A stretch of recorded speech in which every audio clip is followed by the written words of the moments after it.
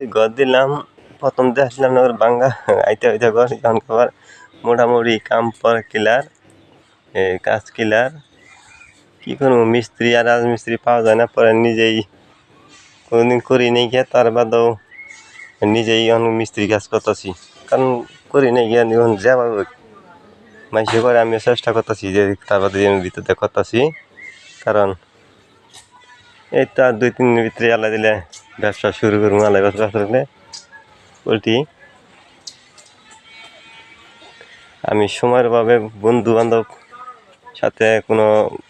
কিছু করতে ভিডিও ছাড়তে পারতেছি না আর আমার যে বন্ধু